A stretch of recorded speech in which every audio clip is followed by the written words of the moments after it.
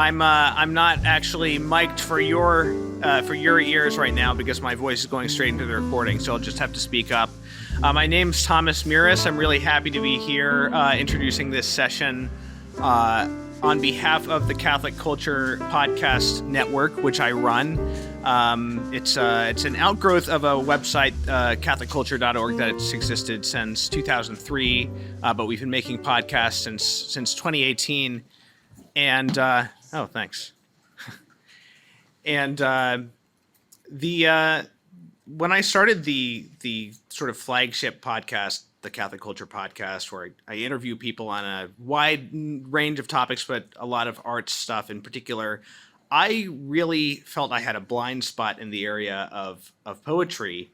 Was kind of intimidated by it, didn't think I knew how to understand it properly. And it was really through interviewing poets like James Matthew Wilson and Dana Gioia and Samuel Hazo and many others that I sort of got over my block when it came to poetry. And it was particularly through hearing poetry read aloud that I was able to get over that need to feel like I had an analytical understanding of what I was reading, because when you're hearing it, it's just sort of coming at you in the moment, and it's more of a sensory experience. And so that's one reason these kinds of readings are so important, and I found that to be the case with the fiction readings at this conference as well. It's a different way of experiencing the work. So I'll just take a minute before I introduce these wonderful poets to talk about what we do at the podcast network for a little bit. So like I said, the Catholic Culture Podcast, I interview a lot of artists and people in Catholic cultural fields in general. And what I'm trying to do with it is kind of be a bridge between artists and serious intellectuals and your average sort of faithful Catholic who maybe has like a certain level of education, but is not a professional artist or a specialist in any given field. And my background being music, I am able to sort of help the artists get their perspective as well. So I see my job as sort of serving artists, but also serving the lay person in that respect and being a bridge between the two. We have a few different podcasts, and poetry plays a part in more than one of them.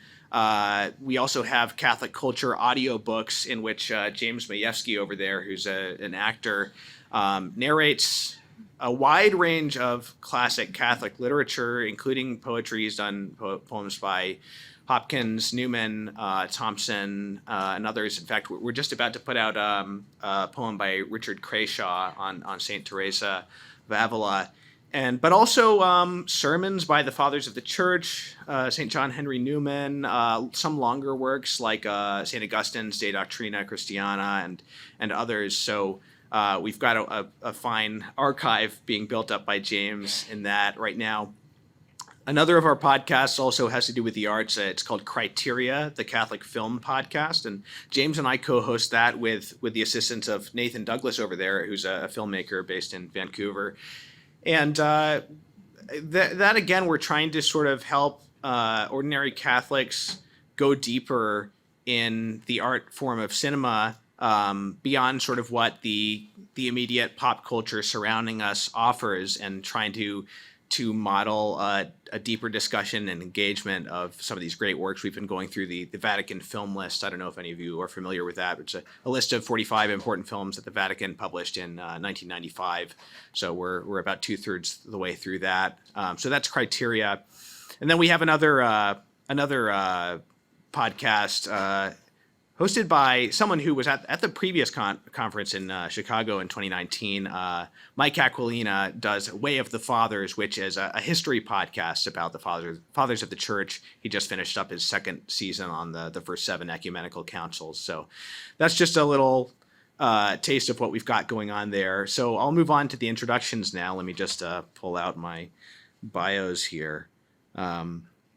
So again, you can find all of those at CatholicCulture.org or on YouTube, the Catholic Culture channel as well.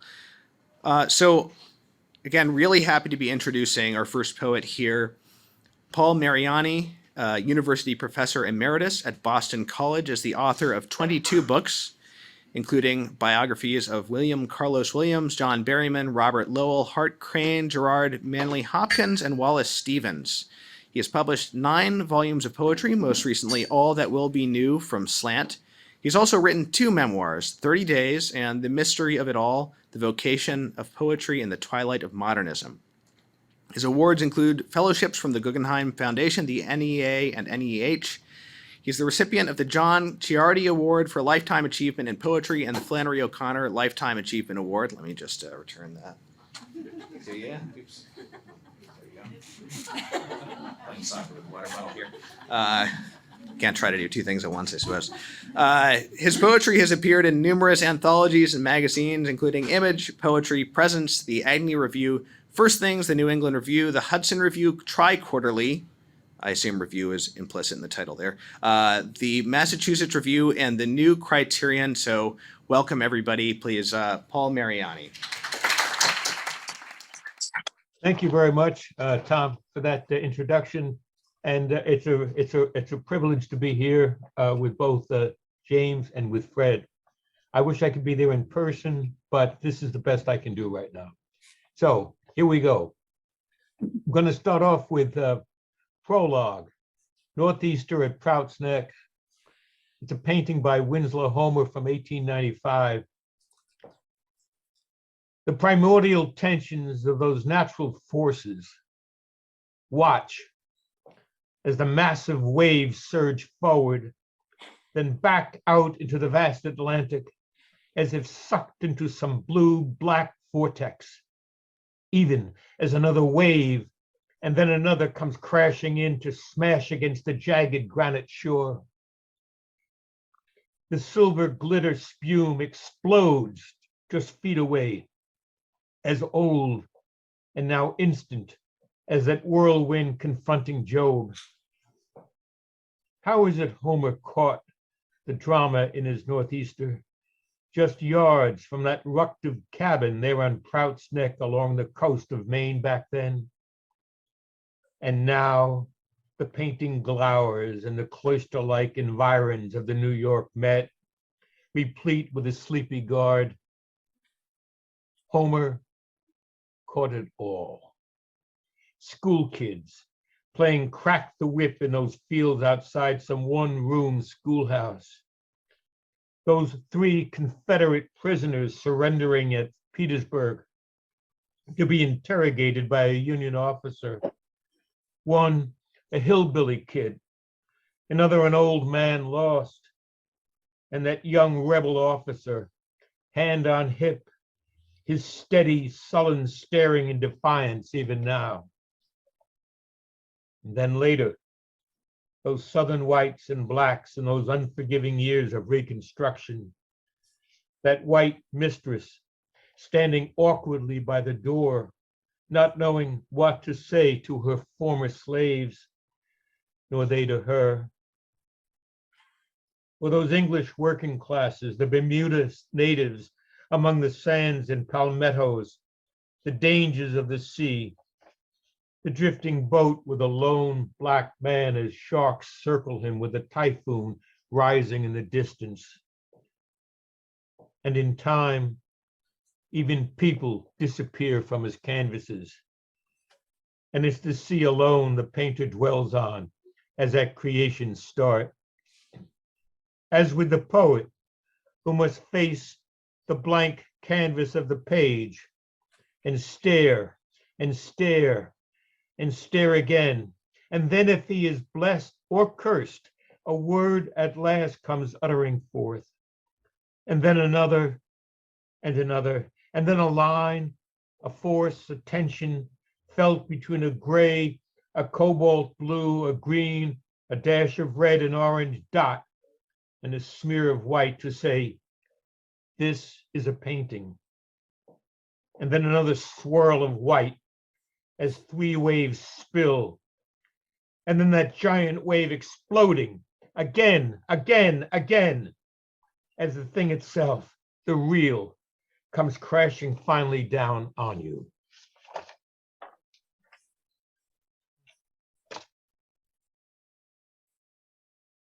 The second poem is another ekphrastic poem. This one's based on a painting by Jules Bastien Lepage. It's called Poor Fauvet. It's a 1881, and it's a little girl, a little country girl staring out at you. Those eyes, you just don't forget them. Late winter, and the little girl stares off, her gaze reaching down into your soul.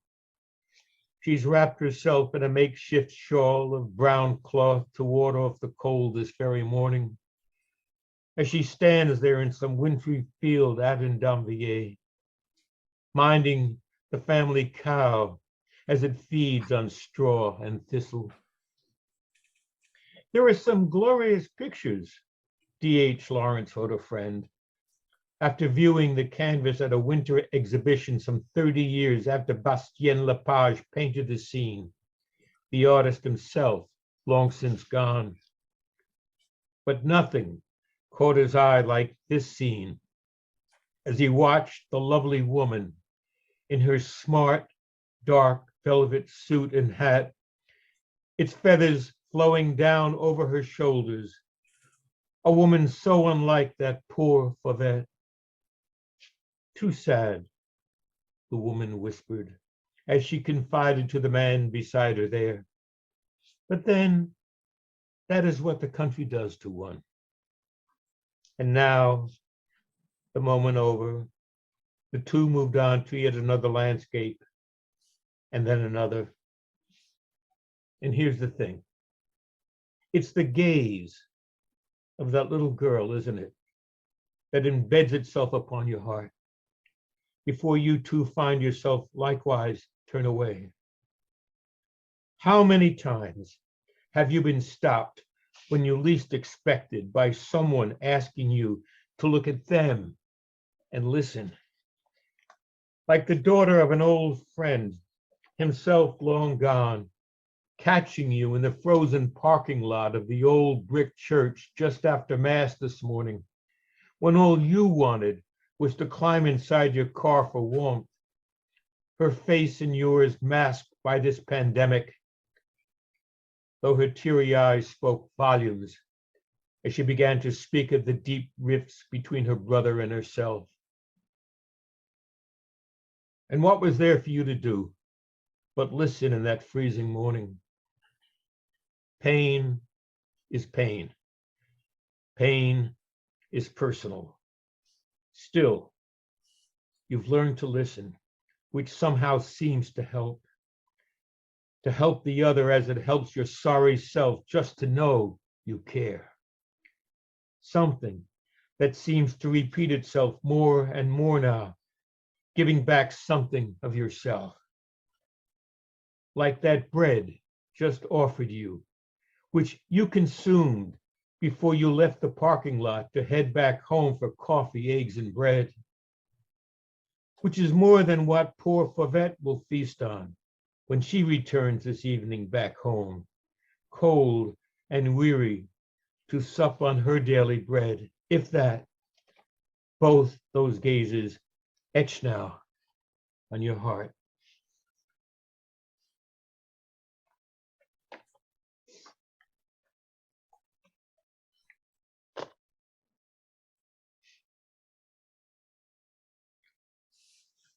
This one's called Instructions for Leaving Behind a Broken World. Say it. Say it while there's time, even as your world disappears, like that river crashing over the Great Falls. Say it the way Hardy or Williams would have said. A teenage mother and a father, 23, hurled or unfurled together by destiny. Harriet's and Paul's. Say what needs to be said now that both of them are dead. You keep telling yourself the story's over now and done, even as it keeps seeping back morning, day, and night. Random pieces of a puzzle with most of the jigsaw lost. Try beginning with some once upon a time begun. That East Side tenement, the scalding water and the fright, the looming shadows as they trapped you and what that cost. Summon up that first world for what it was. The hot tar floor, you in your homemade army outfit as your father walked down the street to war, the bombers above the city that summer of 45, or your mother sewing pocketbooks for food for the four of you. That orphanage you were sent to in the Bronx uptown, your head smashing the windshield as daddy braked, all that jive. And on it goes. And no doubt will continue to do so as long as there's a single breath to breathe. It will all be there, halfway through the night again, and there again come morning. Listen up. It's time at last. You left behind your nightmare status quo. What's done is done. You have a family now to love. There's a prayer. There is still a fast few friends. Leave the dead to do the mourning.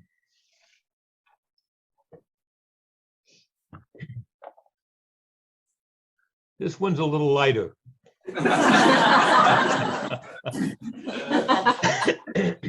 It's called The Poet as 80-Year-Old Sous Chef. What better way to spend my time now than to play sous chef as my dear wife prepares this very day yet another of her heavenly meals? Cinnamon yellow squash soup with hints of fresh mint, a melting mellow eggplant parmesan, chicken a la Francais, crumb apple pie. Ah, lucky me to have been chosen to dice the scallions and onions, peel the potatoes, gather from our little garden parsley, basil, and some thyme, then back inside to uncork a bottle of 3-star wine. Oh, to put aside the books that keep staring up at me, clamoring to be read. A fresh translation of the Odyssey, Dante's Convivio, Flannery, Chesterton, and Joyce, as well as a dozen poets, each with his or her distinctive voice, but who too often now remain unsung. And that pile of books, each clamoring to be blurbed and praised, as by the looks of it they no doubt deserve. But oh, that freedom just to be, but be what? And now it's 5:30, and she's calling up to me. Time, dear, she sings, to be the sous chef you were called to be.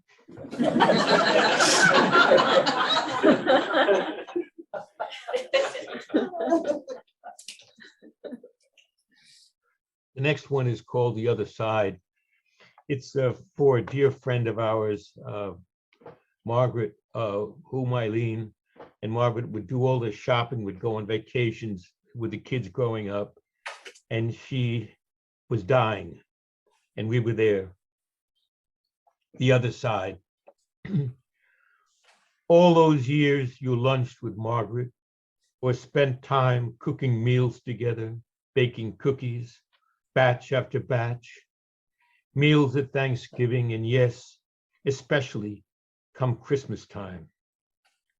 Our boys out on the lawn beneath the maples, playing catch, or those years vacationing on the Cape or strolling the avenues of Naples and ancient Pompeii with its new uncovered news. And now, here we were beside her as the end drew near. This lovely woman we'd known for over 50 years, her body racked with illness after illness and so much pain. There was her younger son, who'd flown in from Eugene with his wife and kids to comfort her now. His guitar strumming an old ballad about going home at last. Her other boy was missing, no longer there for her. And there was nothing we could do to change that now. And there was Jim, lost in that dark moment, trying to find something in images of Roman cemeteries, his mind grasping for whatever Seneca or Cicero might tell him now. Still, what did the future hold for him? The past was past. That much we understood, as on each fleeting moment fled. But then, there you were, my dear, kneeling down beside her as she sat hunched, staring helplessly on her bed, as suddenly you gazed into her near vacant eyes and said, "We'll lunch again together, Margaret, on the other side." The words surprising us until stoic Jim let go at last and cried. And so it goes. The unanswered questions you dare not ask. And then the moment that undoes death's dreaded mask. Yes, dear Margaret, we'll lunch together on the other side.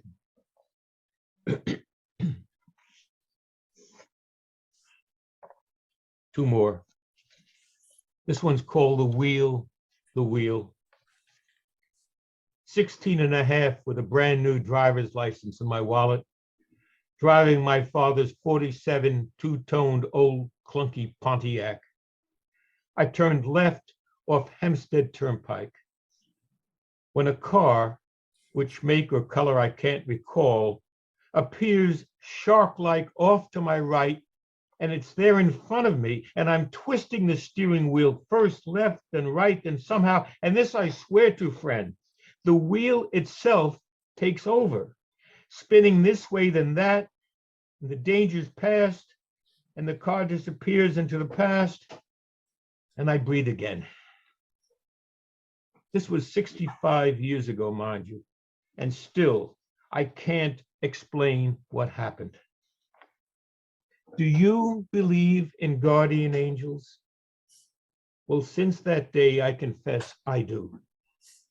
I don't know if they have wings or not, but they sure have strength, like the one who wrestled Jacob that dark night. And they're there all right. The wheel, that force behind those starry wheels that spin about the earth. Heaven wheels above you, revealing her great glories, Dante sang. And still, your eyes stay focused on the ground. But trapped behind that wheel, something deigned to save the car and me. And I alone am left to tell the story. And then finally, this one is called Supper at Emmaus. And it's by a painting by Caravaggio that goes back to 1605. And there's that hand again, reaching out this time to bless the bread that's been set before him on the table. It's a small loaf, really, just a roll, and it's been broken, much as his body was 3 days before. To his left, there's a pewter pitcher with black lines striped across it, and a glass half hidden, filled with blood red wine. He must be real, this Nazarene, because you can see his shadow on the worn leather jacket the old innkeeper is wearing, who's gazing down at the stranger as he wonders what's going on. In the foreground, seated, are two disciples. One is Cleophas. The other, strangely, looks like Peter, at least from other portraits Caravaggio painted of the man. The same disciple who denied Christ 3 times out there in the courtyard, and who now seems to inch his right hand close and closer to Christ's wrist, as if to check if this could really be the man. In the upper right stands an old woman, bent and weary from the daily chores she's done so long that nothing seems to faze her anymore. So that as the man breaks bread as an offering of himself, we cannot read what it is she's thinking. And here's the thing. There's another version of this same scene which Caravaggio painted 5 years earlier. In this one, Christ appears clean-shaven and is so much younger, which may be why the men failed at first to recognize the stranger who had walked beside them. But look at what the painters rendered. There's a glass carafe of wine, a bowl of fruit, and a roasted capon on the table. A Sunday feast for sure. And once again, an innkeeper stands looking down, puzzled, as this stranger blesses the bread, then breaks it, even as those two disciples are clearly shaken, perhaps like us as well, by what is really happening there before our eyes. Thank you.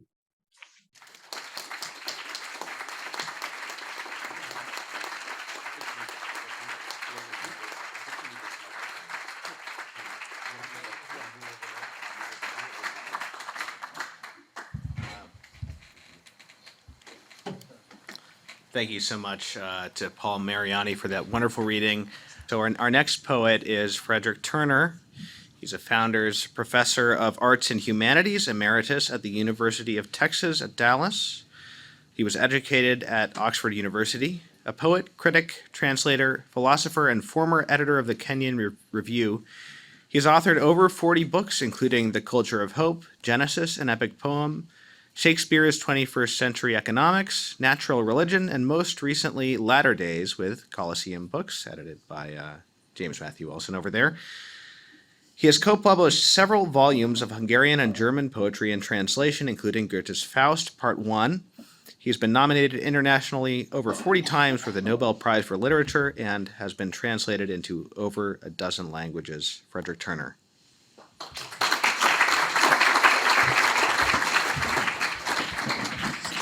I'm going to stand. It's a bit better. Okay, can everybody hear me? All right. Lunch in the Concourse Cafe. On one of my long journeys on the earth, itinerant poet with a mobile phone, I missed a flight, exhausted and alone. Duty and ego then, what were they worth? As I went in, a woman with a pack gave me an odd bright look as I sat down. The waitress brought me pizza, dry and brown. It seemed that I was lost with no way back. I didn't see the hiker stand and go, but when the waitress brought the check, I saw it had been paid in full. A sudden awe and heart-astounding glory took me so, a love so swift, anonymous, and pure. This wry old cynic glowed there in his seat. The grinning waitress showed me the receipt. Below the quite illegible signature, just Jeremiah 31:13. We cannot know the angels we have seen. And of course, you all know Jeremiah 31:13, but in case there's anybody that doesn't, I looked it up.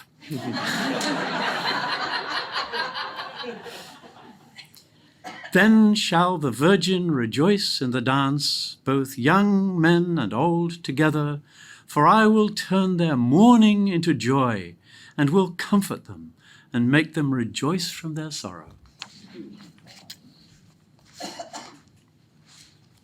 So I can't pay her in person, but there's still poetry. This one is in a very different mood. It's a sort of theology, I suppose you could say. The laws of God. What are the laws of God? How may we know them? At first glance, they're the laws of mathematics, where A is A and triangles have three sides. But mathematics has a seething edge of difficulty and infinitudes, and space and time emerge out of the melt. So God's laws must be more like those of physics, where each mass has a center and determines how what determines it may so determine. God's law concerns identities and pasts. But physics can allow for coalitions, for particles to clump into new forms. So God's laws must be more like chemistries, in which identical identities can weave into unique catalysis, the cooking swirls and crystal growths of matter. But matter can make blueprints of itself and pass those patterns on above the flow of warring chemistry and make a future. So God's laws must be less like chemistry and more like those of living evolution, where what is divorced from what's desired. Survival needs desire to survive. But life does more than clone itself. It mates and takes the risk of the contamination of its own genes by those of some strange other. Individuals spring from the encounter. So God's laws must be more like those of sex, the mother sacrificing for the young, the father fighting in the competition to make the species stronger, cleverer, and make the selfhood of the self intrinsic. But such a species, having learned of love, must shape the rules of justice to prevail over the furies of the living urge. So God's laws must be more like human laws, yet still contain the ghosts of former laws, providing both their power and their critique. This ladders what is called theology. What higher law of God there still might be, remains the place of art and poetry. Okay, very different kind of poem. A Bower in the Arsacides. That's a quote from, it's one of the chapters in Moby Dick, Melville's Moby Dick. And it's actually about a Hawaiian island. A hippie peddles jewelry beneath a poinciana tree. A mother picks her daughter up, backlit before an endless sea. All of this life of business, the local news, the cheerful mess, takes place within these 60 miles, limit amid limitlessness.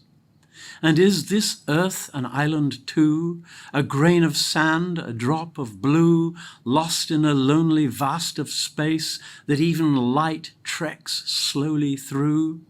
And are our 30,000 days just such an island when we gaze through tossing frangipani boughs at what must question all our ways?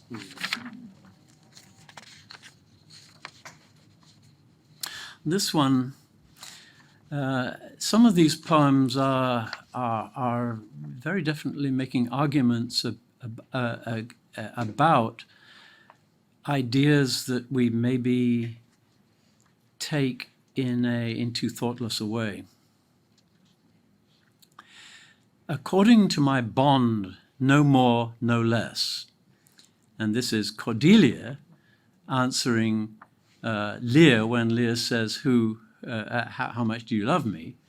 According to my bond, no more, no less. It's a great scandal. And it's subtitled, An Infernal Sermon.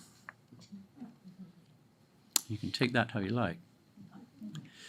What if all morals were transactional? What if pure gifts were a possession claim? What if our loves should be proportional? What harm is in a positive sum game? If one Samaritan saves one hurt Jew, and one Jew helps one good Samaritan, and both return the favor, I and you, then we will work together, for we can.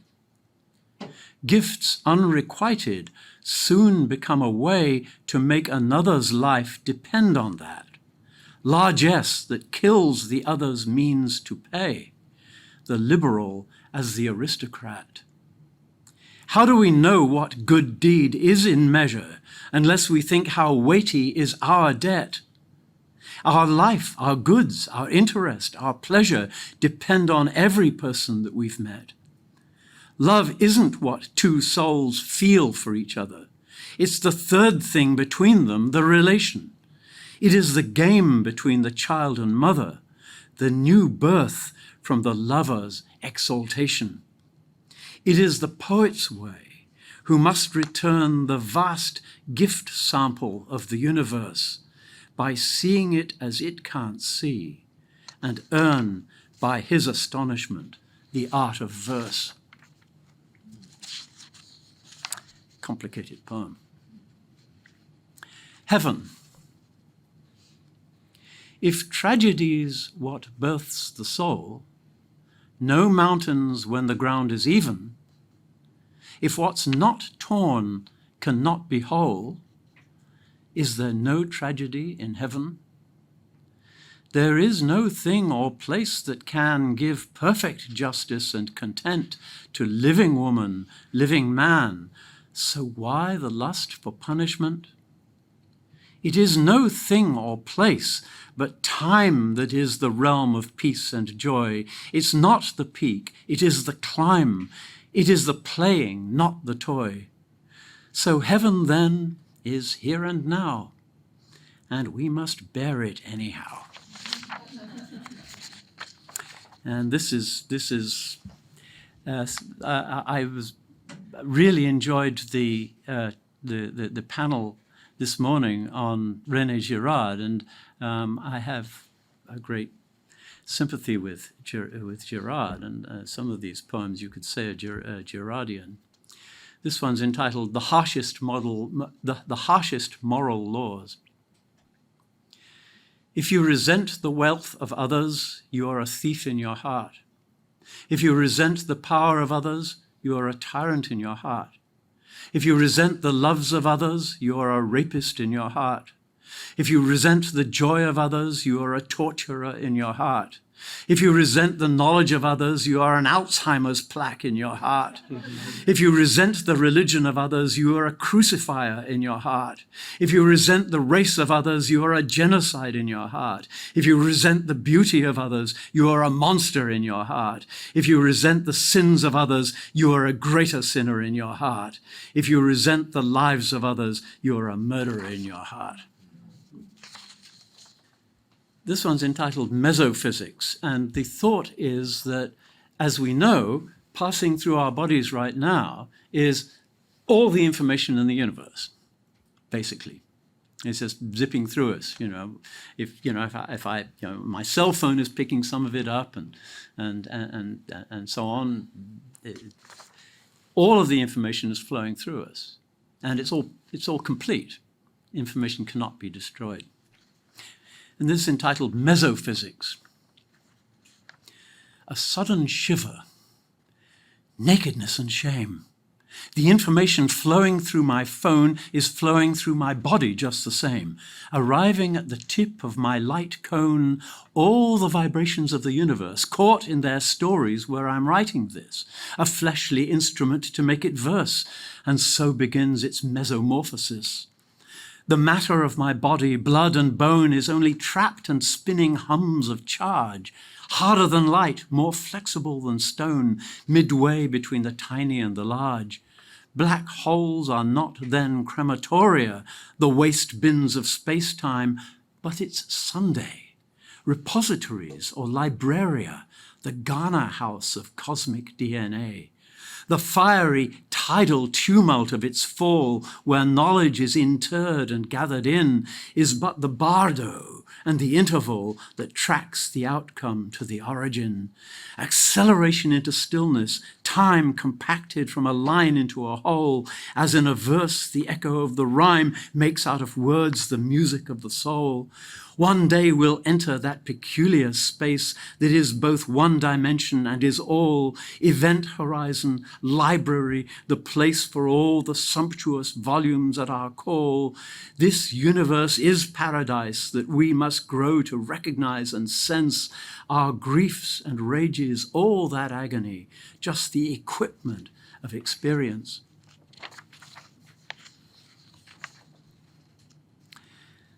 And this one's entitled A Sort of Prayer. Can it be you?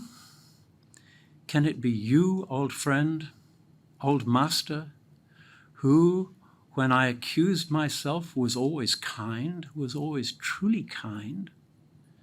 What kind of lord would so unlord yourself? Or is this voice I hear, not often, but surprising in its verge upon a laugh, and never fully absent, just a knot of my own nervous tissue, some chaff thrown off by hidden feedbacks in my brain? Do I talk to myself and call it God? Is it a gentler, easygoing strain of me? If so, why does it feel so odd? Isn't it crazy for a man to say he talks with him who sparked the universe? To say, I heard from him the other day? Or do I talk with something much, much worse? But you're so you, whoever you may be, that if you don't exist, you ought to do. And you are surely God enough for me, for I am so much stupider than you, so much more anxious, angry, and distraught, so taken with my sins and with my pride that I can only follow what I ought and listen to the silent voice inside. The only recourse, then, is gratitude for what in times of torment I received. And if you're an illusion, I conclude that I must be content to be deceived.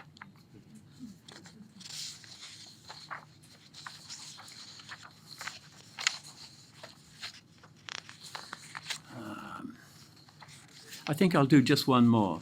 Do I have time? Yeah. Okay. This is a slightly longer one. The sunny day.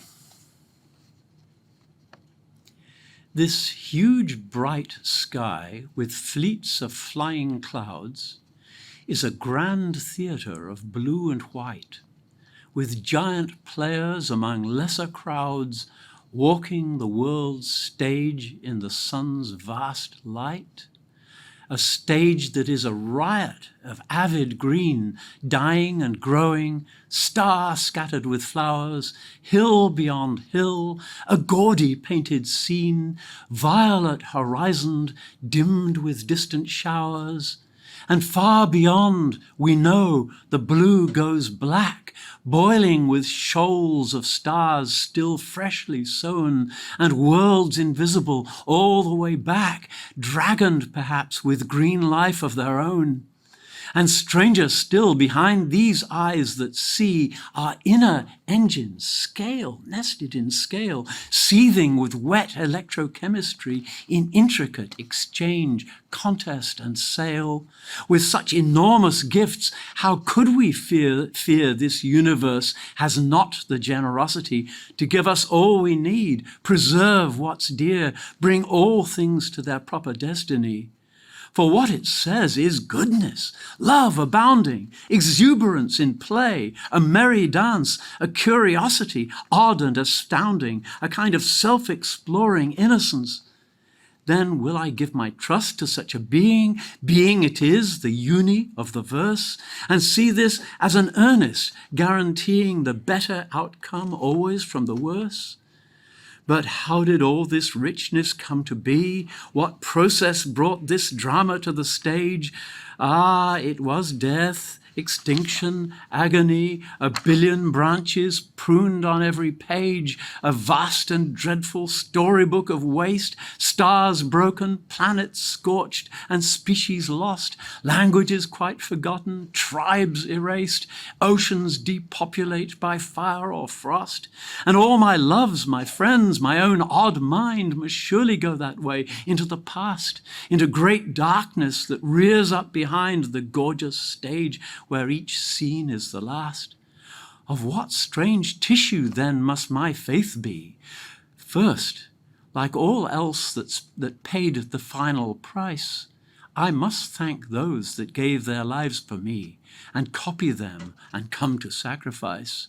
For all there ever was is living still, flying in waves of subtle information between the stars, undying yet until it be embodied once more in creation.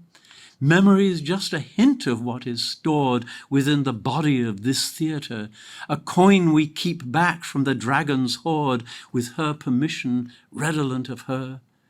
So second, I must learn to take the light not as a token, but reality, and walk its passage with a step as light as clouds in air, as fleets upon the sea. Dragon creatrix, mistress of the play, who keeps a register of all she's given, Hagia Sophia, may this shining day be for your children but a port of heaven.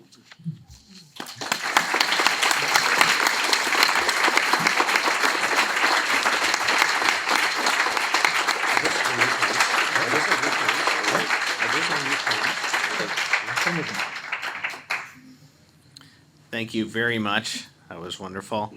Our third and final poet, and you have about 20 minutes exactly, happens to be the person that I think I've had on my podcast more times than anybody else, James Matthew Wilson.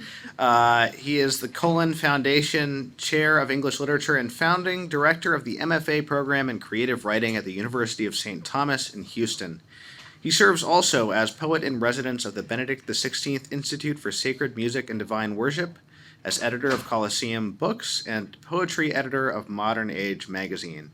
He is the author of 12 books, including The Strangeness of the Good. His work has won the Hyatt Prize, the Parnassus Prize, the Lionel Basney Award twice, and the Catholic Media Book Award for Poetry. James Matthew Wilson. Thanks, Thomas. And thanks everybody for being here. This next year I'm going to publish a book that is in part about the Irish poet Thomas McGreevy, and what the editor of his collected poems says somewhere in there, he wrote only about Catholicism and Ireland. Those are only two themes. I'm not quite so narrow, but it is true that my great themes in life are the Catholic Church and Michigan. And so I thought I would begin with a poem that touches on both of these things from the penultimate section of my long poem, The River of the Immaculate Conception. Gloriosa dicta sanctite. When we think of our land, we often think of those bare wilds waiting to be claimed, as if it were a force of will alone that made it ours and mixed sweat with dust, its matter with our labor. What was nothing becomes somehow a thing that might be loved, be built upon, and put to use, defended. I have been one of those who stand in awe of pioneers and makers of great things, of those who slice a sharp spade through thick roots. How much less often do we think of land not as the stuff laying idle to be grabbed, but as a stage, a platform where we stand, not empty, for upon it we depend, not arbitrary, for it's all been formed so long before our dawning that we sense 100 histories have gone to dust, deepening the hillsides, carving out its rivers. How rarely do we think of it as place, as scene where destinies are shaped by grace. So in my childhood, the lakeside chapel, modest and plain, shaped like a wooden boat, where I heard mass in summertime, was named for St. de Porres, and he prayed for us, though all I knew about him was his name. And so in Maryland and San Francisco, the place is named not for what we have done there, but for what we hope we might still receive, the walls of city, home, and church designed just to contain what grace will fill them with. So sitting in my classroom as a boy, the school named for St. Thomas of Aquino, I heard my teacher speak of Michigan, of Joliet, Doblin, and Père Marquette.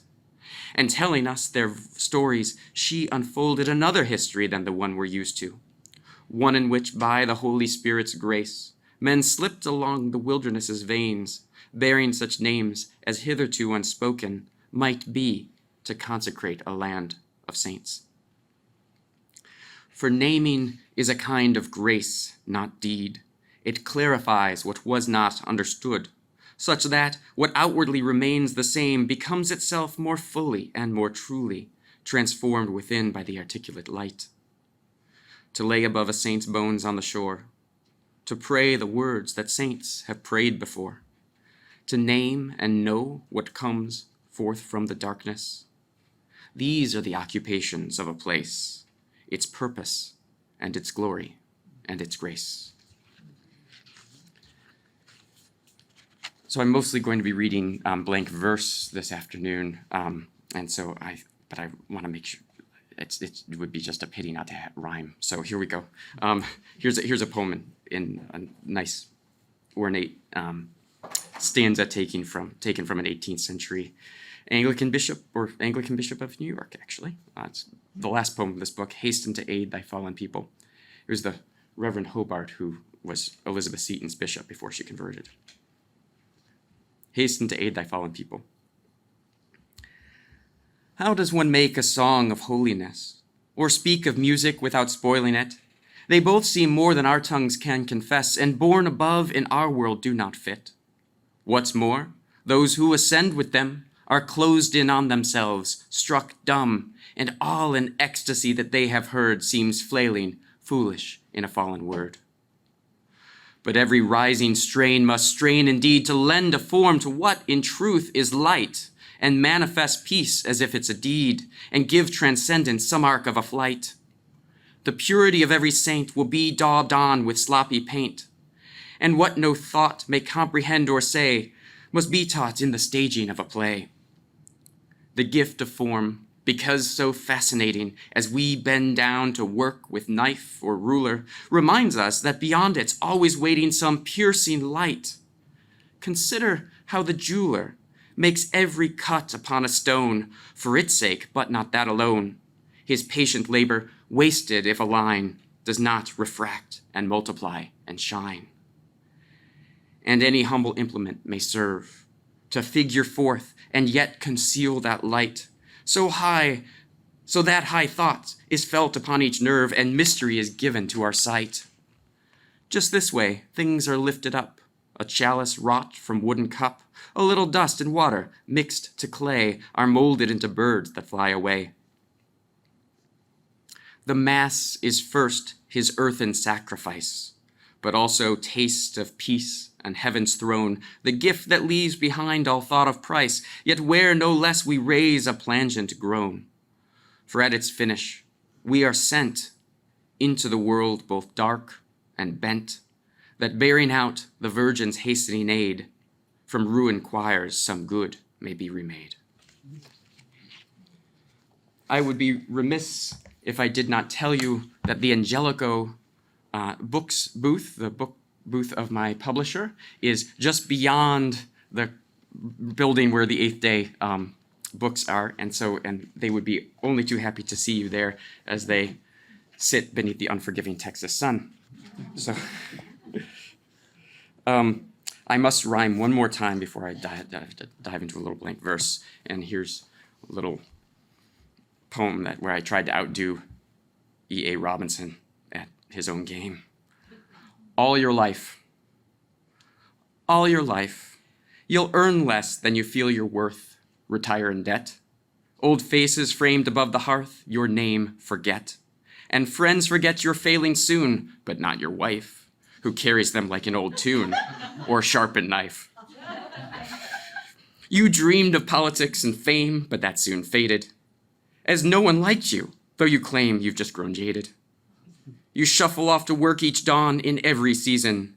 What little good you've come upon comes without reason. Sameness and chance, catastrophe and empty hours will crowd out what you hoped would be health, joy, and powers. You'll read your children's stories, teach them how to pray, but God and tale and all you preach they'll toss away. Pythagoras had a golden thigh, the legends tell, but yours of bone snapped with a sigh that night you fell. And though the doctor says it'll mend with weeks in bed, you've seen your whole life's downward trend ends with you dead. Thank you.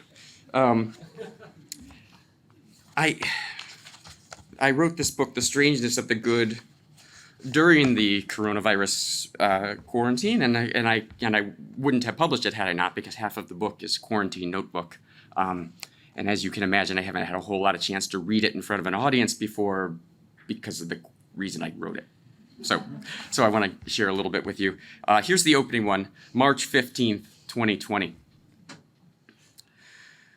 The great trees in the neighbor's yard has bloomed. White blossoms hang like eggshells in the air, while down the road the restaurants shut their doors.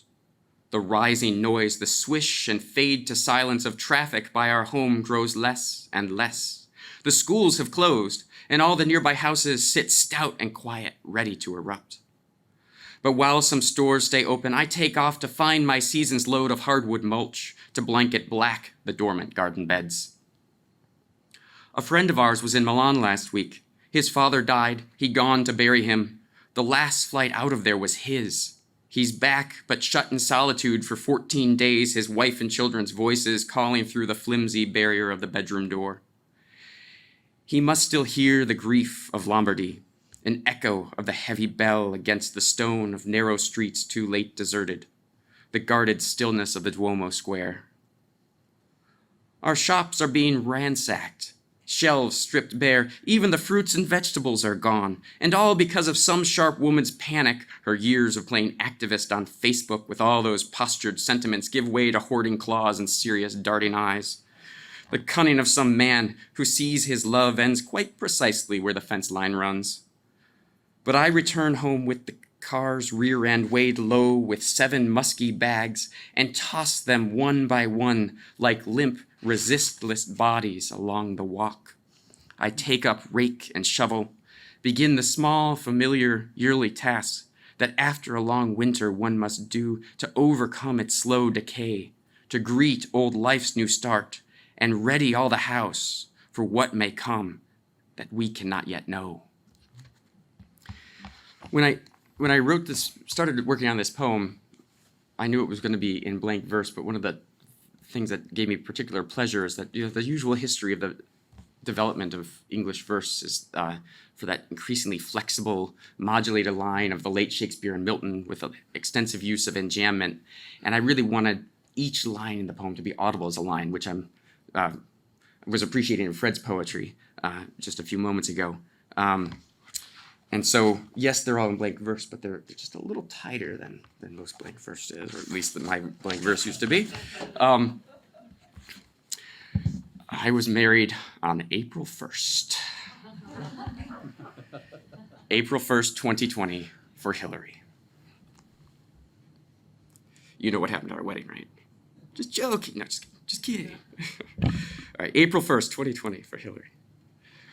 The rising light of early morning falls on kitchen table, tucked in chairs, and finds at last the open floor's dark paneled wood. There, 15 months old now, John Cassian stands, smiling and naked save his new changed diaper. He takes 3 gambling steps before the fridge, then lowers down in fear of his own powers. This walking is all new to him. I think that he is of you, and you're here with me, though also upstairs catching one last hour of sleep within the heavy curtain dark. That is one gift for you, that final hour to start our 14th anniversary. My brother's called to say he's got the virus, electric cables jolting through his blood, and fever sweat anoints him with its crown. He lies in bed and thinks of the Pacific, 2 miles away, as if it were the start of boundless freedom and of paradise.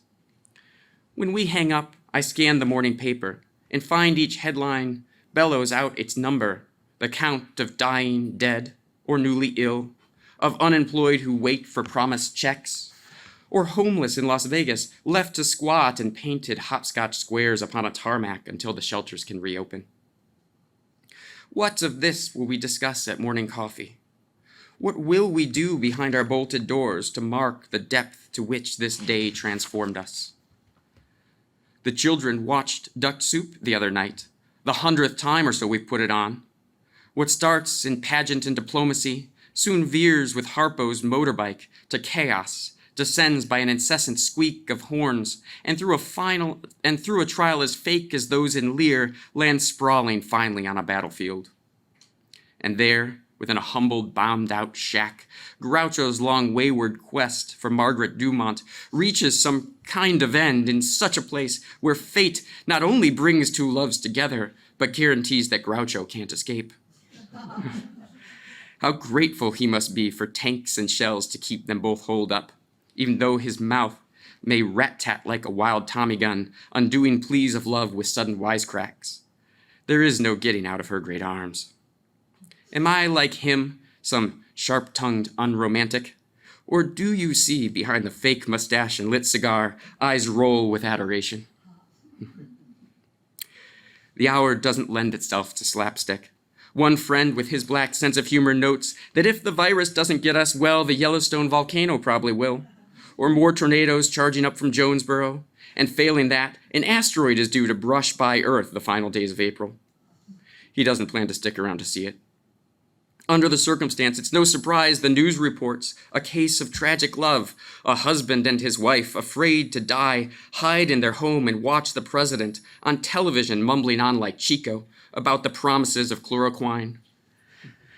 They find some on the shelf or something like it, and though it's labeled poison, don't ingest, they mix it with their Pepsi.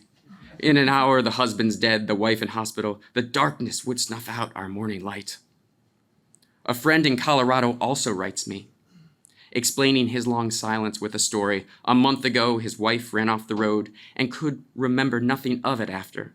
Her back now broken, staring at the lights above her bed, she listens as the doctors inform her husband that her neck and brain are riddled with small cancerous growths. And now, the hospital, sealed off with quarantine, her husband drives her there each week, then waits. She disappears within, an hour goes by.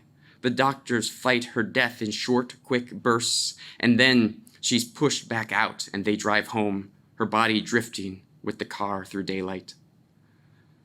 What does her husband feel again beside her? One more punctilious duty in a life they've shared and go on sharing as they may. The rhythm of their marriage troubled, yes, but carrying on one treatment at a time. Or is it something more, this friend of mine, who's always had a streak of Groucho in him, to meet the darkness with a snappy word? Does he now feel the oceanic weight of love, the kind that lifts you up and pulls you out and drags you deep into the tide and says, from now on, think of nothing else but that you cannot bear to lose this one you love? Feel your ambition drop away, your defects and your failings too, and give the little that is left to try to save her, and hope for nothing but that she will live. I stand here in the kitchen where I started, shaken by what comes calling from afar, the halting, stumbling steps of doubtful futures, and think there is no gift that's adequate to greet you at your waking on this day. That got me. Let's see here. The one about vodka and baseball, I'm not going to read Thomas, even though that's his favorite one. I've got to read this one because Paul's still with us, and I sent this one to him when it was in draft. And in fact, when I was reading his new book, the poem that he finished with, I thought that sounds very similar to mine. I wonder if I might have inspired it. And I was hoping to ask that during the question and answer session, but I guess there's not going to be one because I'm taking up all the time reading poems. So, but I was so grateful for his feedback on this one. April 15th, 2020. The children whirl in circles round me there, Axis and father of them all, their bikes humming against cold air, the flash of wheels ripping about the empty parking lot outside the shuttered public library. The only person who intrudes upon their endless free procession, one old man who comes each day and plugs his laptop in with an extension cord, its long orange line led snake-like to an outlet in the stone. He sits there in his car's back seat, a door cracked to admit the power, his white head ignoring us and bent in concentration, as if pure thought turned in upon itself. But he should see how those kids whip their way in narrow, then in greater orbits, flying as do the hosts of feathered seraphim, formed rank on rank, enclosed in brilliant wings, and giving of the plenitude their circle, from greater to the lesser, so that all share in the splendor of the sourceless font, that boundless wheel of light which kindles all. Such ecstasy and glory have they found in their but recently acquired balance. They coast within a haze of radiance. Beyond us stretch the baseball fields, their backstops heavy and dull with chain-linked uselessness, the diamonds scribbled through with dirt bike tracks, and just along the margin of the wood, the playground we have named for Narnia sits idle, swings and jungle gym both wrapped in orange police tape, snapping back and forth, caught in the fitful gusts of April wind. Just out of sight, still other circles narrow. The nesting of a man into his lounger, a case of light spread open like a mouth beside the leg rest handle. On the set, an episode recorded some years back shows someone spin the wheel or shout out, "Oh." A woman, frail and shrunken in her blouse, has freshened up her tight perm with a pick, but let it drop back gently on the couch, her breath grown shallow, slowed as sleep descends.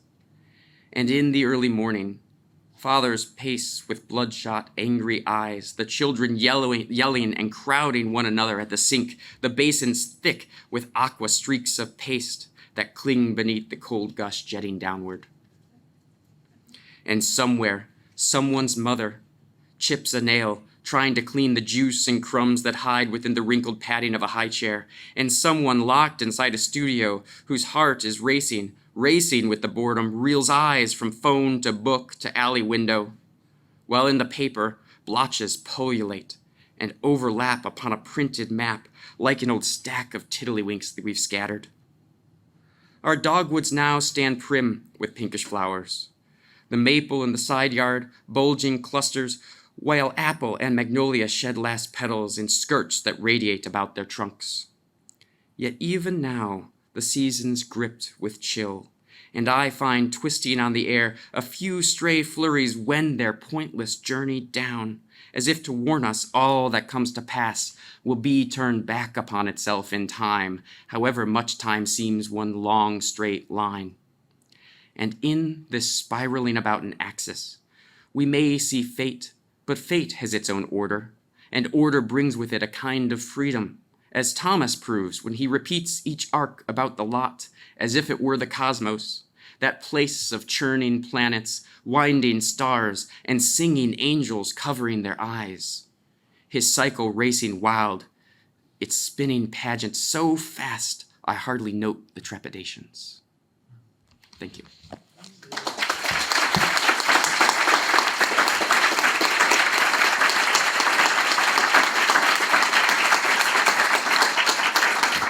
Thanks very much to our poets, Paul Mariani, Frederick Turner, and James Matthew Wilson. Thank you all for coming. Thanks to our tech people as well.